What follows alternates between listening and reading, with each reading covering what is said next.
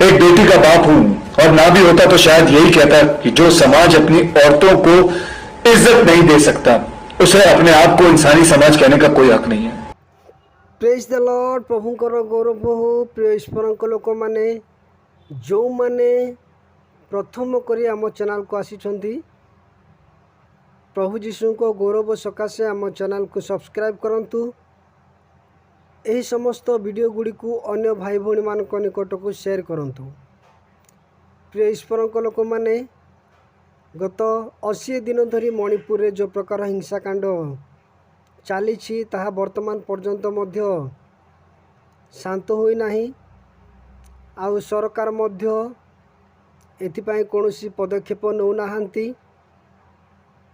गत मे 4 तारिख दिन मणिपुर रे जो कुकी संप्रदायर 2 जन महिला को उल्लंघ करी सेमानंकु सही अंचल सारा उल्लंघ अवस्था बुला जाइतिला।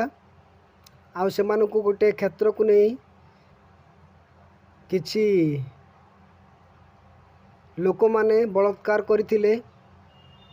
आउ शेषरी सेमाने मृत्युवरण करथिले।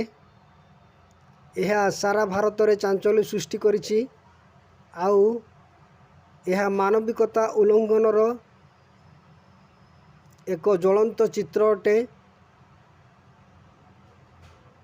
आउ यह सारा विश्व रे कि प्रकार भाव रे भारत को एक कलंकित राष्ट्र नाम रे परिचित करिछि। बहुत दुखर विषय अटे। आउ याकु नहीं बॉलीवुड सिने जगतर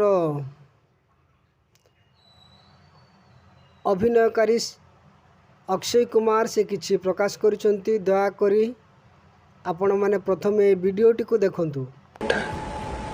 एक बेटी का बाप हूं और ना भी होता तो शायद यही कहता कि जो समाज अपनी औरतों को इज्जत नहीं दे सकता उसे अपने आप को इंसानी समाज कहने का कोई हक नहीं है।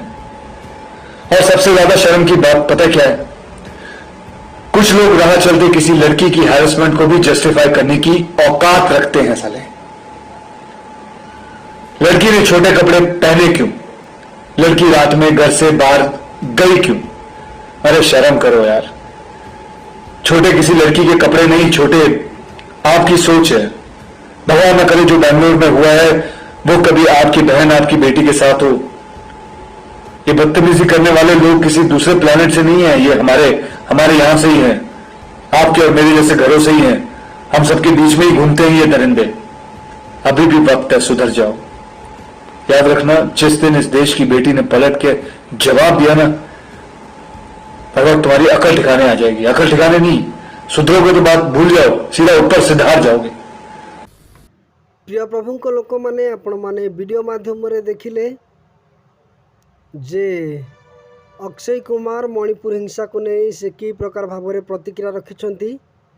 आउ से यह प्रकाश करिछंती जे जो मानक पाखरे नारी मान सम्मान देवार शिखी नाहांती बा जो माने नारी मानकु सम्मान देवार शिखी नाहांती से माने मनीषरे गणा नुहंती। आउ आमानकर घरे मध्य झियो माने अछंती। आमानकर झियो माने मध्य नारी अटंती। आउ नारी सम्मान नारी मानकर मर्यादा रक्षा करबा आमानकर कर्तव्य अटे। आउ भारत रे कि प्रकार भाव रे मणिपुर रे 2 जन नारी को बलात्कार करा जाइछि ताकु नै से दुख प्रकाश करिसंती। प्रिय प्रभु को लोक माने आपण माने दया करी वीडियो माध्यम रे प्रतिदिन देखुछंती जे मणिपुर वर्तमान पर्यंत अशांत अवस्था रे अछि। मणिपुर रे जेपरि शांति प्रतिष्ठा हबो दया करी आपण माने सेति पई प्रार्थना करंतु।